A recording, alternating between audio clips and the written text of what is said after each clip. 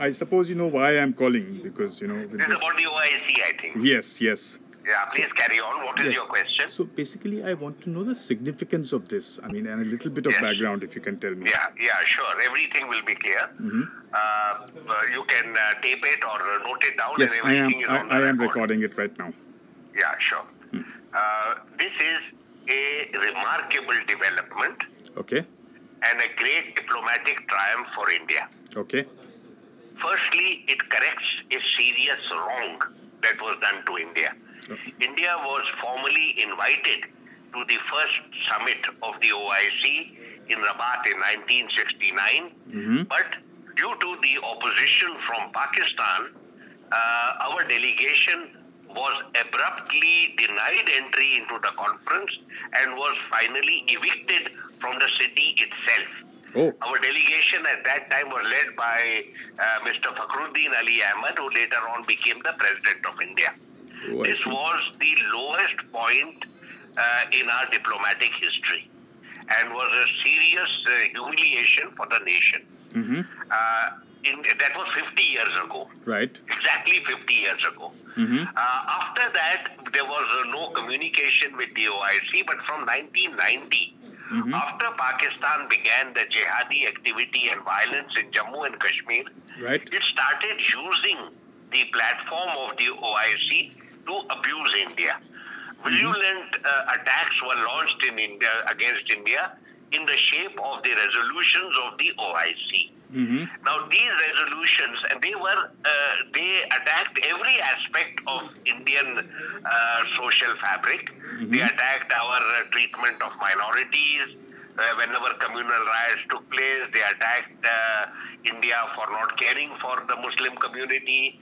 After Babri Masjid, there was an attack upon India for destroying a Muslim edifice, etc. They were extremely intemperate in tone. And as years passed, every year the resolutions became even more virulent.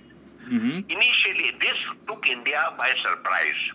And we as ambassadors used to agitate with this matter with the foreign offices of the countries concerned. And we were assured at that time that the procedure of the OIC is such that these resolutions which are initiated by member countries against non-members are not discussed or debated. That means they are passed without any vote. In fact, on some occasions, they were not even formally introduced. So the clumsy and the very weak procedure of the OIC gave Pakistan a free hand.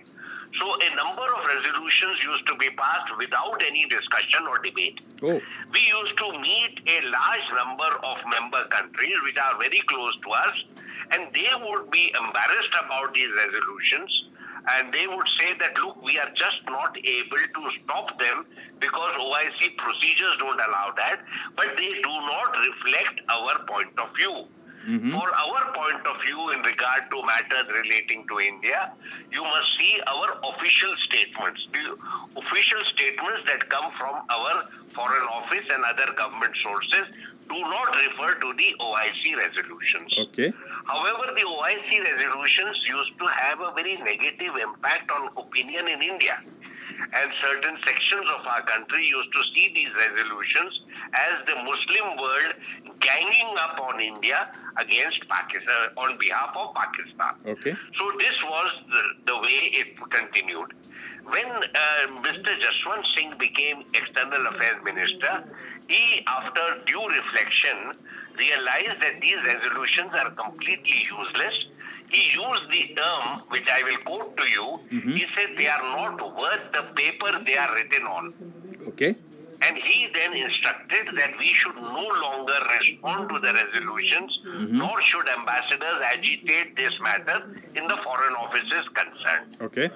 So this is the background. There was one occasion, I think it was in 2003, when the Qatar foreign minister at the foreign ministers conference in Khartoum presented an initiative. This initiative had not come at the Indian behest. It was possibly his own initiative. and he said that India should be invited to be a member of the OIC as an observer. Okay. India should be invited as an observer. Okay.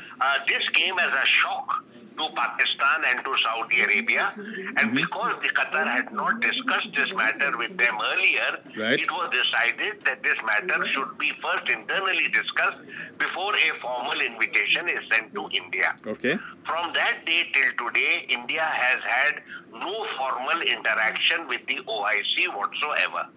We have an informal interaction, and that goes back to about 20 years ago when the Ministry of External Affairs authorized the Indian ambassador in Saudi Arabia to meet the Secretary General from time to time. Okay. So my predecessor, Mr. Ishrat Aziz, and then I, after that, Mr. Hamid Ansari, and then myself, we were meeting the Secretary General regularly and conveying to him our concerns relating to the misuse of the OIC platform. Right. After that, we ourselves were convinced that the OIC platform carries no significance whatsoever in front of the international community. Okay. The international community gives no regard whatsoever. Basically, what we noted was that at that time, Saudi Arabia would use the OIC largely to get resolutions in support of its own position and point of view, specifically. For example, in the context of the Iraq occupation of Kuwait, then in regard to the 9/11 events, the attack upon Iraq, etc. Various times when Saudi Arabia was affected, it used to use the OIC platform. And because it had this very specific and narrow agenda, it did not bother about what the other member countries were doing. So as a result, the matter just drifted along. Now I feel what has happened, what has changed. I think that this positive response is entirely due to the diplomatic effort the Prime Minister has made in his engagement with Saudi Arabia and with the UAE and other major countries of the region. Okay. This matter has not been mentioned in the public domain and is not reflected in the resolutions because India had decided that this is not something we are going to agitate about. Okay. But I think that the countries concerned have realized the folly of their ways. The pandering to Pakistan for so long, in spite of the fact that they knew that Pakistan is the principal source of terror, principal source of extremism, principal source of instability in the region. In spite of this, it was given a free hand to attack India. Okay. As the value of India in the region and in international councils has increased, I think the realization has occurred that OIC should no longer be used as a platform to attack India. So I think this is the background. It is a diplomatic triumph. It attests to the goodwill that the Prime Minister has generated. It attests also to India's own national standing. And I think it will effectively deprive Pakistan of one platform, the only platform in the world which it has freely used to attack India unfairly and with a lot of virulence and with vitriol. Right. And many of the times they used to attack India for supporting extremism, terrorism, etc. when it was itself the fountainhead of terror. Right. It was itself the guardian of extremist elements. So I think that a very great wrong which was done to India historically in 1969 and then consistently from 1990 in the shape of these resolutions, it is finally over. A nightmare is over. And Pakistan will no longer, it is a very serious diplomatic setback for Pakistan as well. Okay. Where do we go from here? The most important point is obviously there will be now much better understanding. There is already, let me clarify to you, on a bilateral basis, each member country of the OIC has always understood that India is the victim of terror from across the border. There is no doubt about this. Right. But now as an institution, this will be fully grasped and there will be a more positive an approach as far as this matter is concerned. But I want to go beyond the narrow negative terrorism-related matters. I want to assert to you that India is in a position to bring extraordinary value to the OIC.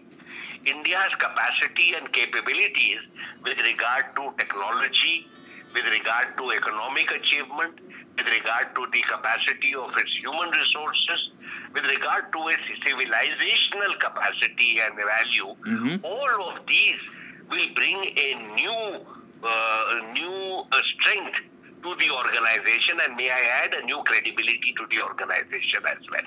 Okay. And sir, do you think this invitation is a sort of a precursor to us actually being invited to become a member? Well, this has not been clarified as yet. As far as membership is concerned, if the membership is offered, I would very strongly say we should not reject it. We should accept it. Okay. We accept it on the ground that our membership is a legitimate.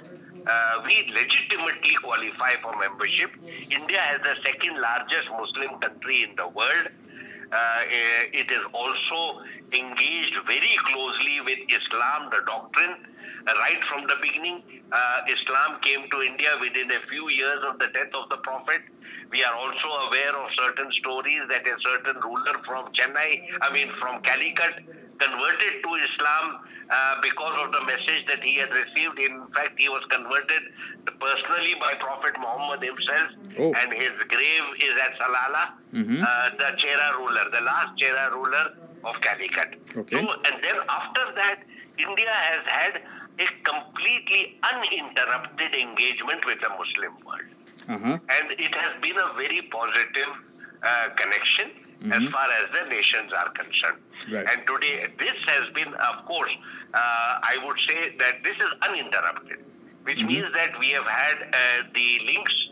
In fact, our links with what became the Muslim world later go back at least 5,000 years. Our links with the Arabian Peninsula. Arabian traders have been coming to India, particularly to Malabar, for at least 3,000 years before the advent of Islam. In fact, Islam came to southern India very peacefully because of the influence of these traders. We have the oldest mosque in India, which was set up within a few years, just a few years after the death of the Prophet. We have that mosque in Kerala. Okay. So we have, because of this history, history is firstly, and then of course we are familiar that India's relationship with Islam and with Muslim countries continued till very recently. Right. So that is the first. But I think, and then of course independent India has also has been a very valued partner as far as these member countries are concerned. India has been very highly regarded right from the beginning. Our leaders Mahatma Gandhi and Jawaharlal Nehru and Indira Gandhi were very respected across the Arab world. And we have had, then of course we have had links which have been continued with Atalji, with Dr. Manmohan Singh, and now with Mr. Narendra Modi. Okay. So we have had a very solid history of high-level economic and political engagement. Okay. You will remember, for example, that in 2006, 2007, every leader, every head of state or government from the Gulf countries visited India. And was in 2006, the King of Saudi Arabia was the guest at our Republic Day. That's right. And of course, in 2017, the Crown Prince of Abu Dhabi was the guest at our Republic Day. We have just ended the visit, a very high-profile and successful visit of the Crown Prince of Saudi Arabia. Right. So our appeal, India's appeal, is across the generations. We were not only respected by senior members of royal families like King Abdulaziz, King Saud, and King Faisal, but also the recent rulers, King Fahad, and now present King Salman and his son, who is just 32 years old. It's a remarkable span of time just from one country. Similarly, with regard to UAE, Sheikh Zayed, the first ruler of UAE, had very, very deep regard and respect for India. And of course, his son carries that tradition. He is the Crown Prince of Abu Dhabi. Right. And then, of course, I should mention to you the ruler of Oman. The Omani royal family has had a history of links with India that is one of the most ancient links. In fact, our links with Oman we have discoveries from Harappa to be found in present-day Oman. That means the Harappan civilization had links with Oman, and with Bahrain as well. So the kind of solid, deep relationship that we have had with these nations, they are being now given a contemporary value. And I think that the OIC attacks on India, entirely due to Pakistan, was an aberration in this thing. I'm glad to see that aberration, that blot, has been removed. Great. Thank you so much. Thank you so very much. I think that puts the whole thing into context and just what I was looking for. Thank you. I will send you the link the moment this is up. Thank you. I wish you all the best. Thank you, sir. Thank you. Good night.